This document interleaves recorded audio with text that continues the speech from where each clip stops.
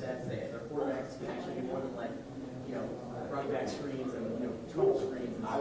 And I like when they treat it as a preseason game versus like, okay, we need to get the fundamentals down. But sometimes you do need the fundamentals. Right. It's true. Yeah.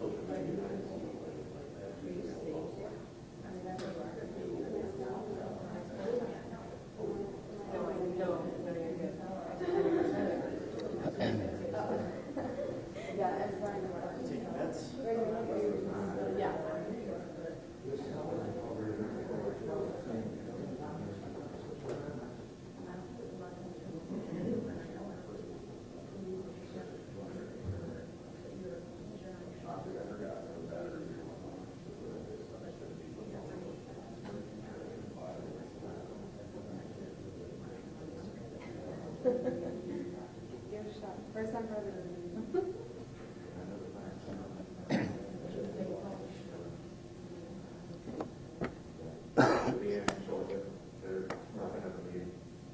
Okay. All right. We will begin as soon as they walk in the door. How is everyone? Good. Yeah. Good looking bunch.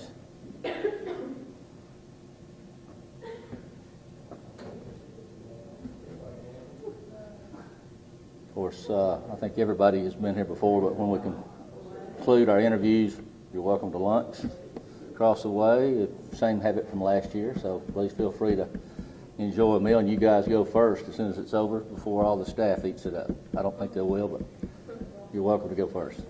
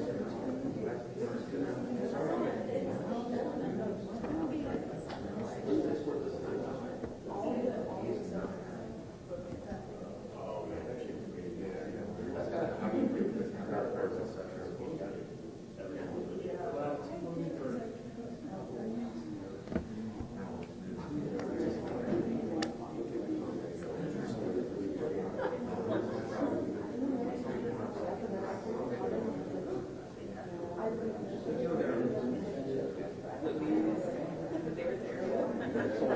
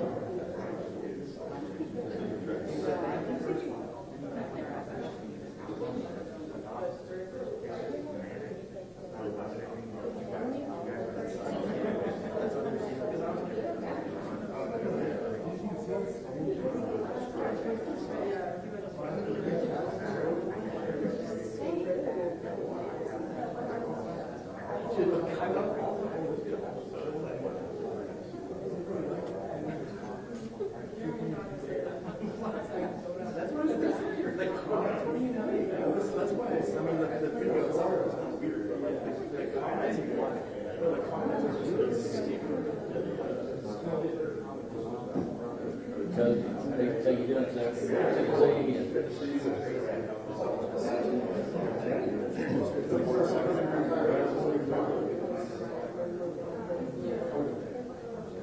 Hi, Coach.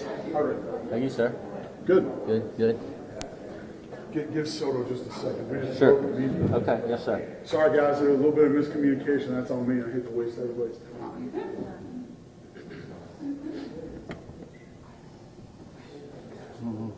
You want to go ahead and start with the first No, part? wait till Wait till he gets here. Just a Okay, second. we'll do. We literally just walked out Yes, of the sir. meeting. Yes, sir. So, excuse me.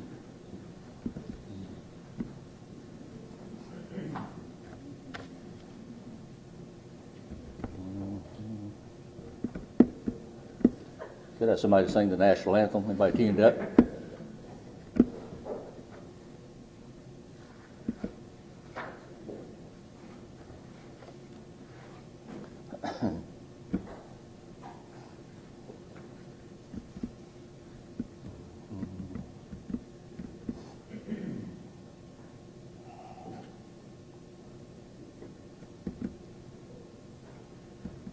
And it is 0 week. You know, most teams aren't playing until next week. So we're one of the few this week. So that ought to count for something, shouldn't it, Coach?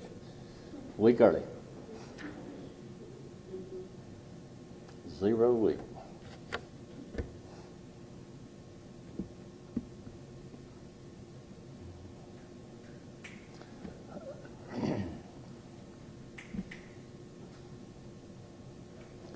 Just Sorry,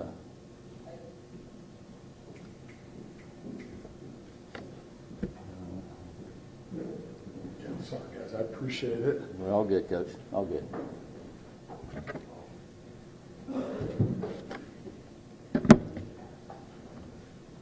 Okay. Good afternoon, everyone. Welcome to our first weekly news conference. Yeah, it's here. 2025 football season. As we all know, the last year, a very successful year. Bears won their first Southern Conference Football Championship, advanced to the FCS playoffs for the second year in a row. And again, it took the eventual national champion to knock them out before they were eliminated. This year, the Bears will enter conference play as the defending SoCon champions. The last 6 years in the SoCon, there has been a different champion each year. So obviously that's something we hope the Bears can turn around this year and have back-to-back championships. All right, real quick, I know we're a little late getting started, but Coach Jacobs is about to begin his second season. He'll be speaking to us in just a moment, as will Coach Jamal Brown, defensive coordinator and safeties coach, and Coach Anthony Soto, offensive coordinator and quarterbacks coach. Just a couple of quick facts before we get started. I mentioned Coach Jacobs beginning his second season. He is fourth nationally among the winningest active D1 coaches with 7 years or more experience. Pretty good company. Coach DeBoer at Alabama's number 1, Coach Ryan Day at Ohio State 2, Coach Kirby Smart at Georgia's 3, Coach Jacobs 4. Again, that's after 7 years actually coaches winning percentage. Tremendous opportunity this week. The Bears return to the Crampton Bowl to play a very good UC Davis Aggies team. It's the LCS Kickoff Classic, one of the very few games in the country will be nationally televised on ESPN. It's a 0-week game. The Bears went there 2 years ago, and an earlier trip beat UNA in that game 2 years ago. They're both ranked. UC Davis at number 8, Mercer at number 11. Should be a great opportunity for the Bears. And with that, we'll bring up Coach Jacobs. Coach? Good afternoon. How is everybody? Good. Good to see everyone. We appreciate you guys coming back, and certainly all the coverage did a tremendous job for us last season, really telling our story as we went on to have the best season in school history. But last season's last season. We're rolling into a fresh 2025. We're really excited about the opportunity to not only showcase our 2025 team here at Mercer, but frankly, the Southern Conference. Getting an opportunity to go against a team the caliber of UC Davis, a Big Sky school, on national television in week 0. Not a lot of competition for TV time this week, which means we have a great stage to really continue to tell our story as a team that's really only going into its 14th or so season, coming back from the restart. So we've had a tremendous training camp. There's a good mix of faces that have been around for quite some time. Some of them maybe are just coming into starting roles, but they've been here and understand how we function and what's expected. And then we have several new faces that have been added, both freshman-wise and through the transfer portal, to kind of fill in the gaps. And so the competition's been great. We're looking forward to finally getting to hit somebody else, right? We're 3 weeks in. They're kind of tired of practicing against one another and ready to go put it on the line this weekend at 7 p.m. Eastern in the Crampton Bowl. So with that, we'll open it up for questions. Coach, what was one thing that surprised you out of the last couple of weeks of fall camp? Was there something that just you weren't expecting that came out of it, or just kind of appreciate something? Yeah, again, where maybe you can't preseason-wise point to some guys where you think there may be just, hey, this guy's going to be a daggum star. Like you have that a little bit in Andrew Zock, obviously, with all the preseason accolades. But I think just the level of competition at a variety of different positions. I think the defensive line room's deeper than maybe I thought it would be. Same with the corners group. Those are, and then the linebacker rooms had tremendous competition. That room in particular, in the linebacker room, we lost all 3 starters. 2 of the guys in that room, are 1 and 2 in tackles all time at the school. So it's been fun to watch that competition unfold. But I think just the battle back and forth is maybe. Not that I'm shocked, but it was good to see. I'm not sure if you came up with this, but this year's motto is "We before we." Was that something you came up with? Something the athletic department came up with? No, I mean it's been over. There's very few things that are original in coaching, and so. But I think it's just really important, man, to understand, especially in today's day and age with the transfer portal and the amount of freshmen that are asked to contribute into critical roles, maybe more so than before. You redshirt fewer guys that. You have to put the team first, and when you put the team first, like we did last year, the individual accolades follow. It's no coincidence that in our best team season ever, we also had the most individual award winners, both through the Southern Conference and with national awards. And so it's just a little bit of that daily reminder for them that when the team does well, we all succeed. I guess I have another question. I mean, you talked about the transfer portal there just a second ago. What's your pitch to guys, to come here after, like you said, one of the most successful seasons in school history, if not, you said, the most successful? How do you get guys to come here? What's kind of your recruiting pitch? I mean, we sell Mercer University. We sell the education first and foremost, whether they're, especially if they're a graduate student. We have some unbelievable programs. We have guys that are able to get, if they're in that business route, we have an MBA program that can be done in a year. So they can come in, play their final season, and get an MBA. That's been huge for graduate students. And then just our undergrad. I mean, the Mercer degree carries a bunch of weight academically, and that's the starting point. And then from there, you're playing on a national caliber football team that's coming off a conference championship. We have tremendous facilities. We do a great job traveling. This feels as close or more so like an FBS school, in my opinion, than a lot of places. And so you couple those things with an aggressive collective and NIL front, and we've been able to attract kids in the portal. Every year is different, obviously. So how do you build momentum off of such Again, I think some of it naturally builds because, again, you have a bunch of guys that have been in the program that it's kind of their time. A guy like Julian Fox, who's been a tremendous special teams player for us, Mick Wasan, who's been a tremendous special teams player for us. They have the opportunity to have enhanced roles on the defense. You have a quarterback room that, coming out of spring, you maybe thought it was going to be Whit Neubauer, and he ends up hitting the transfer portal. But now you got DJ Smith, and now the rest of that room's brand new, so you have some competition, and so you just continue to develop rapport, and you try to create competitive moments, and you go from there.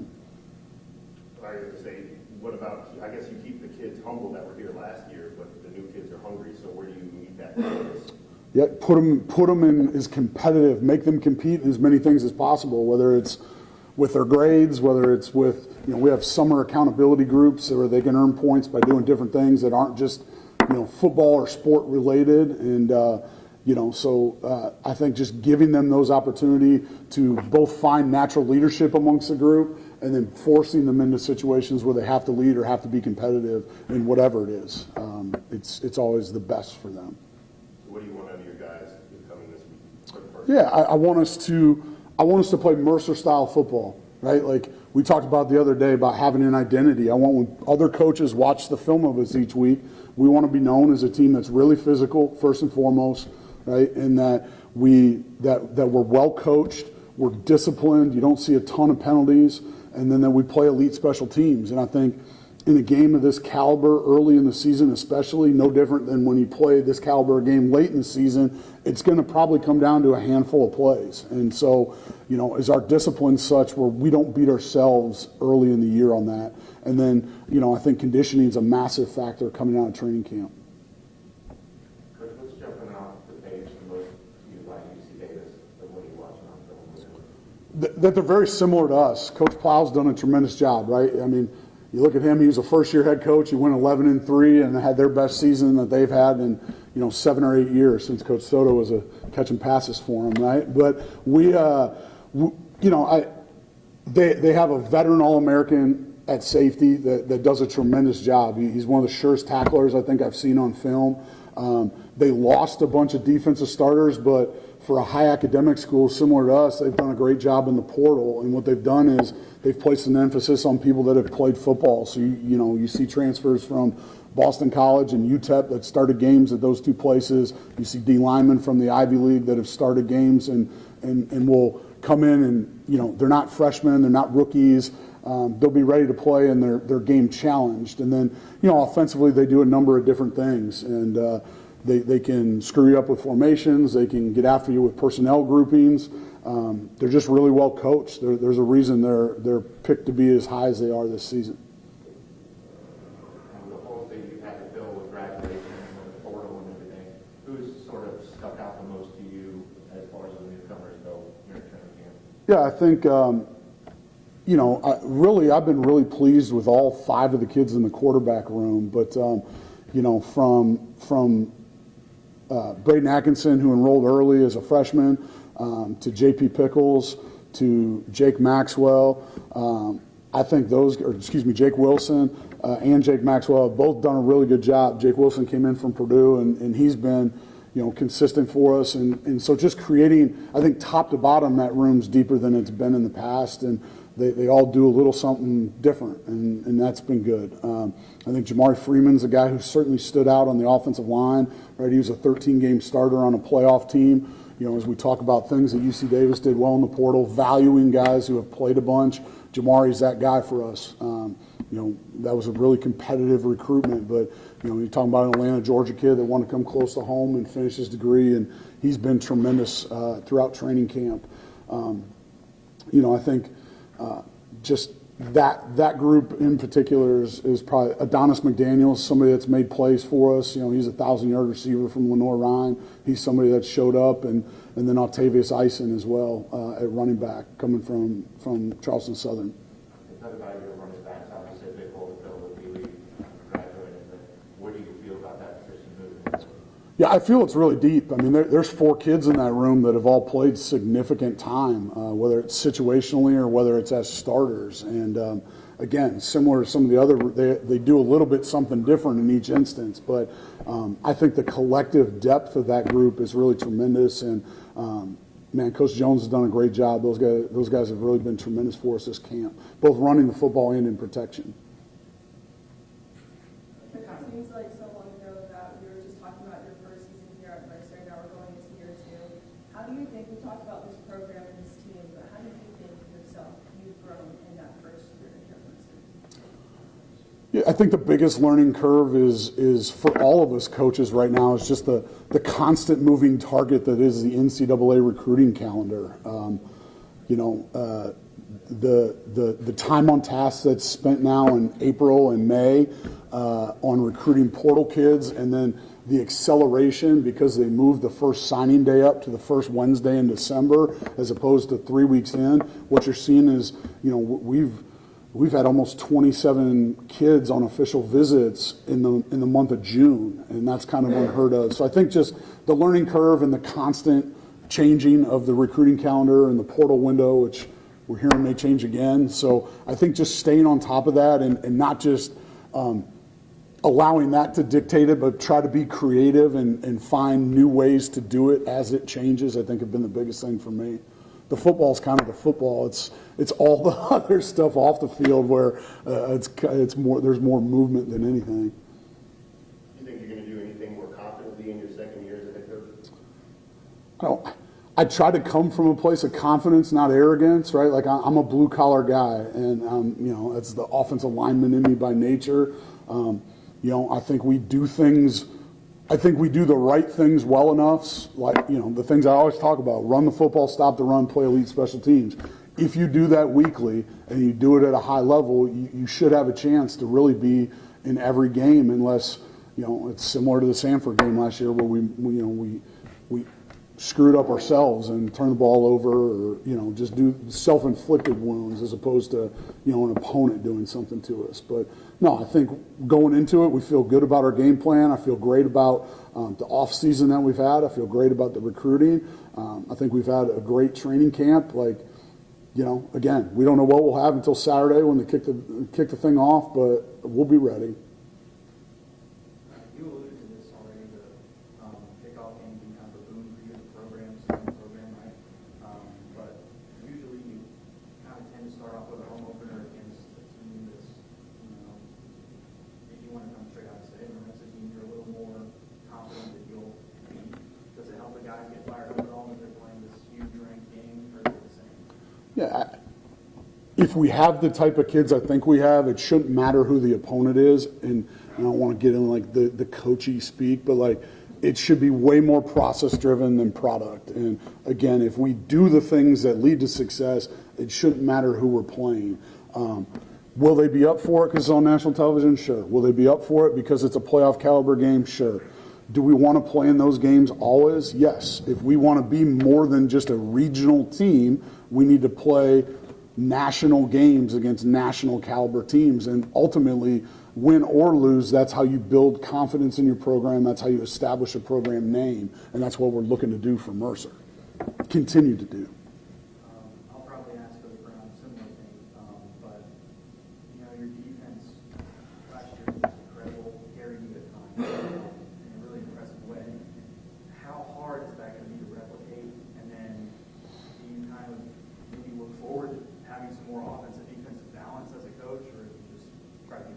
Yeah, we want everything. I mean, we weren't destitute on offense last year. I mean, we averaged almost 400-yard game and 34 points. I think we were all right, but certainly we had almost a decade, all decade or generational type defense with some of the individual accolades, and then certainly all the team success. And they were dominant at points, and that's okay. I mean, we don't care if it's by 1 or 100. Whatever it takes to win. I think what he'll tell you is the same thing I am. We have a standard of how we want to play defense here, and it's got to be the next man up. And it's the kids' job to get to the level that we need them to play at, and it's our job to recruit people that are talented enough to do it, and we think we've done so. And so, again, will there be a little bit of a learning curve, sure, because we don't have guys like TJ Moore, who's playing for the New York Giants right now, that have been doing it, literally for the last 4 years, or Isaac Dowling. But what we have are guys that have learned on how to do it from them, and will look to emulate some of that similar success.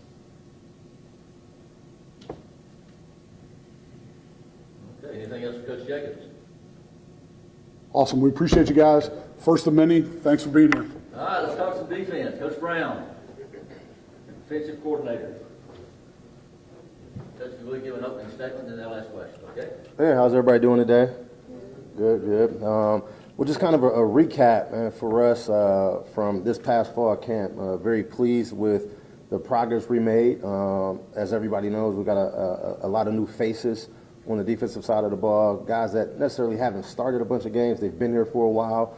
So I was very excited to see those guys progress and how we played and day in and day out at practice, but especially in live, scrimmage situations. Got a chance to see, quite a few guys step up and make plays. One of the biggest things for us coming into this fall camp was, who's going to be like that next group of guys. And I thought, we did a great job, with guys stepping up. Very pleased with our defensive line. We lost a couple guys at that position throughout the offseason. But, like Coach Jacobs said, that group has shown to have depth. A lot of guys that's going to play a lot of snaps for us.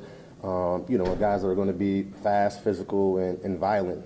So, just overall very pleased with where we were during camp and how we finished things off. And, definitely looking forward to getting things kicked off this week to start the season. So, any questions? One question I would have is, you see Davis was one of the top offenses in the FCS last year. You guys are one of the top defenses in DC. I mean, how exciting is that to just be able to show off that defense in week 0, quite frankly? Yeah, it's always something that you look forward to, as a coordinator, as a competitor, going against another, top coordinator.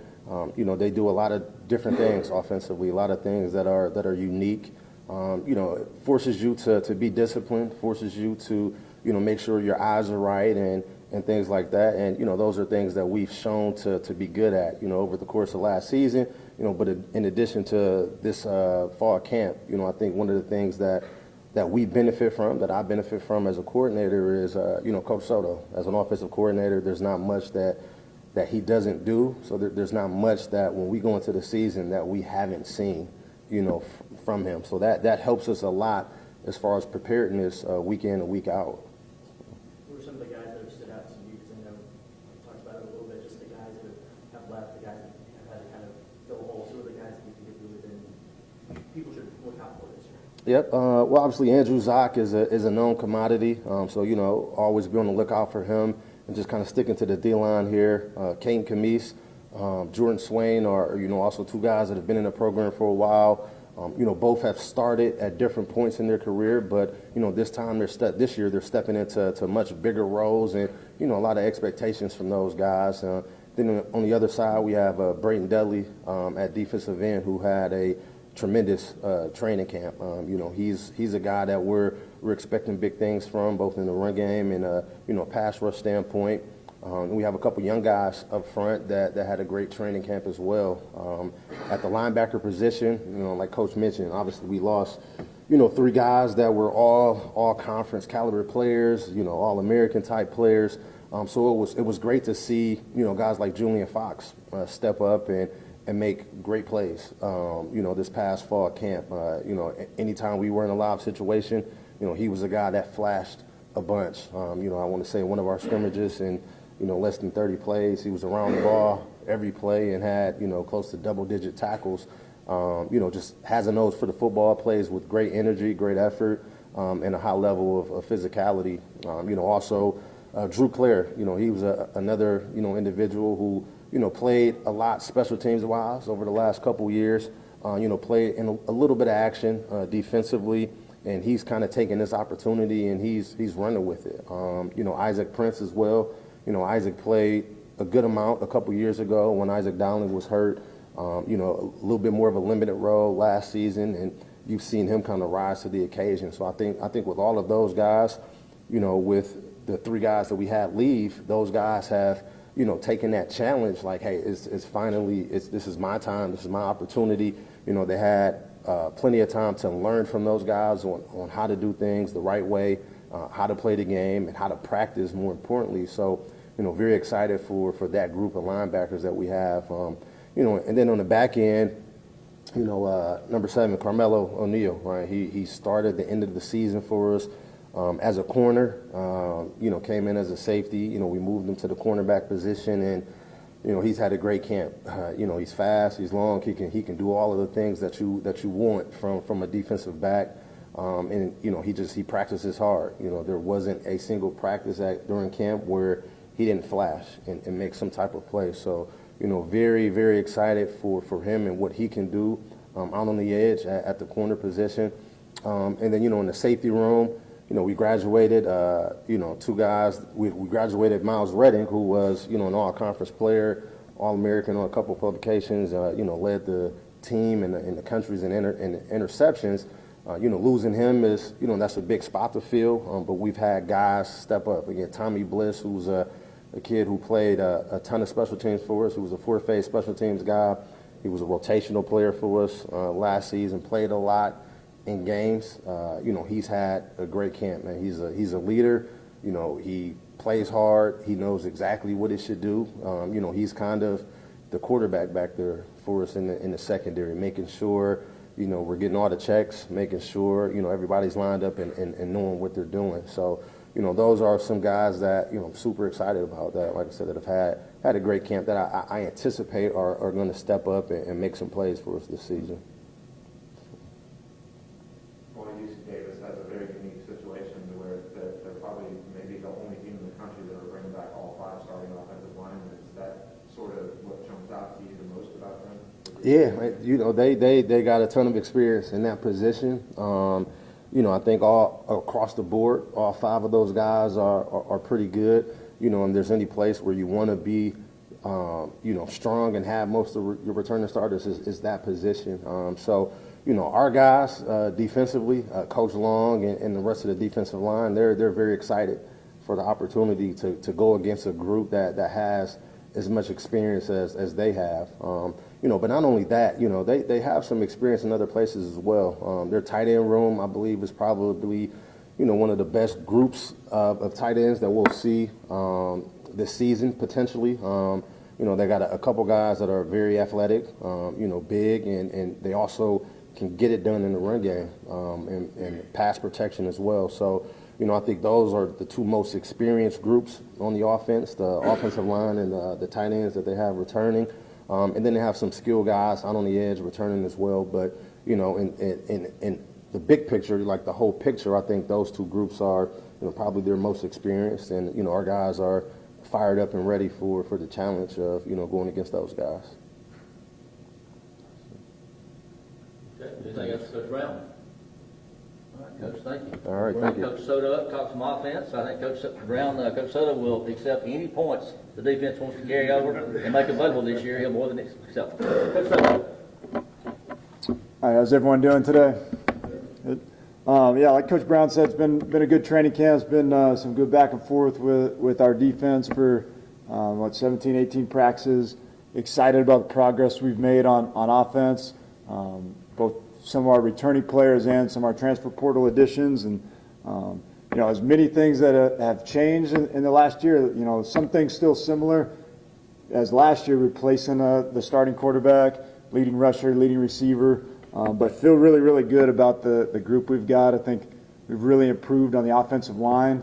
I think overall as the receiver group, probably have more speed than we've had in the past with 6, 7 really capable guys, and then Coach alluded to the running back room. We feel really confident with the kids in that room, all 4 of them being able to play at a high level. And then obviously with DJ as a quarterback, has some experience and some playmaking ability, and then like the depth we've added in that room as well. So with that, open up to questions.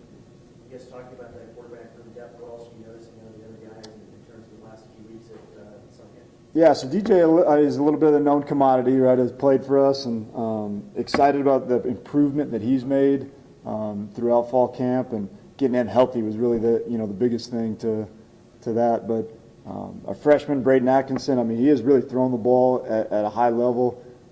Different from DJ, he's more of a true pocket guy, but has really flashed with his ability to stretch the field and his accuracy. And then some of the new guys we brought in, J.P. Pickles is a great athlete, played a little bit at UTEP last year, but I mean, he's a kid's 200-plus pounds, and, in our summer program, he's running close to 22 miles an hour at times. So, he can go. He brings a little bit different dynamic there from the quarterback position than Jake Wilson coming in from Purdue.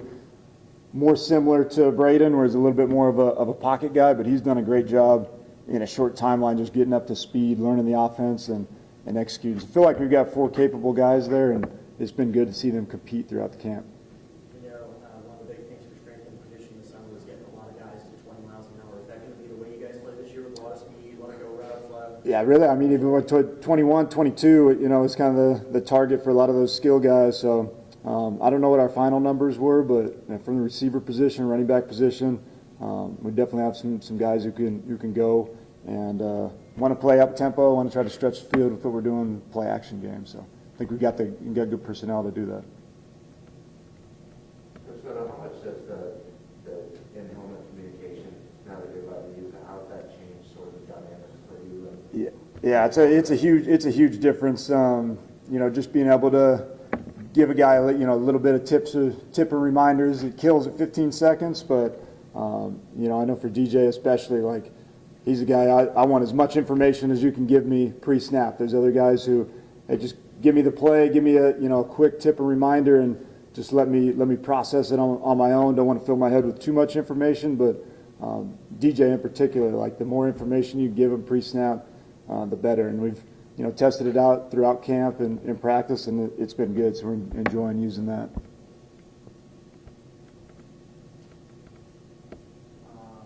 How excited are you for you talked a little bit about it with speed already, the receivers, play the receivers, a little strength coming back. Yeah, so Dabbs, I think the end of the season, you really saw him come on. Had a big game against Furman. I think he was 180 yards, made some big plays in the 2 playoff games. So he's continued that. He had a great spring. He was banged up a little bit at the beginning of fall camp, but has been healthy and has been practicing at a really high level. Coach mentioned Adonis. We kind of know what he can do. He's really flashed and made some plays. And then, maybe the surprise of the camp offensively, not necessarily surprise, but just hadn't seen him in a while because of injury, was Solo. And he's really done a great job. I think he's been consistent as anyone we've had at the receiver room. We know Kendall Harris is going to be a really consistent guy, and then I feel like we got 3 guys at the slot position right now who can play and contribute for us. Braden Smith has been really good throughout camp. Trenton Jones is a guy, as a young player, probably made as many explosive plays in practice as anyone in camp. The progress he'll need to be made is just on the mental side of just eliminating any type of mental errors and getting more comfortable with the offense. But he's got the speed, the ability to be a factor for us, and then Jab George as well. So feel good about that group and the ability to make plays in a bunch of different ways. Coach, mentioned your personal connection. How big is this? How this first game going to be more fun for you for that? Yeah, I don't know. It's much different than any other game, but I think it's exciting for my family, especially to be a part of the game, and I think it's just a great opportunity for both programs. And it's cool to see the progress that Davis has made over the years as they've transitioned up to FCS level, and Coach Plow's done a great job. Really, in all 3 of the stints he's been there, whether it was as a position coach, coordinator, or as a head coach. And I think the thing that I think resonates with a lot of people that are former players, that are current players there is, he's a guy who's really passionate about that program and the history and the tradition. And, in addition to being, a really, really smart coach, I think you couple all those things together, that's, been a big reason for their success. But, it's exciting. It'll be a good opportunity to see some people I haven't seen in a while. Obviously, Coach Plow, and then their offensive line coach, Mike Cody, was a teammate of mine, a really good friend of mine. So it'd be good to link back up with those guys. Okay, anything else, Coach Sutter? All right, thank you very much. Thank you. Of course, kickoff 7 o'clock Eastern on Saturday night. Coach's first coaches show Thursday night, 7 o'clock at Wild Wing, and we'll be back here next Monday to preview our home opener, which we're excited about. Thank y'all for attending, and media, please feel free to go through the line first.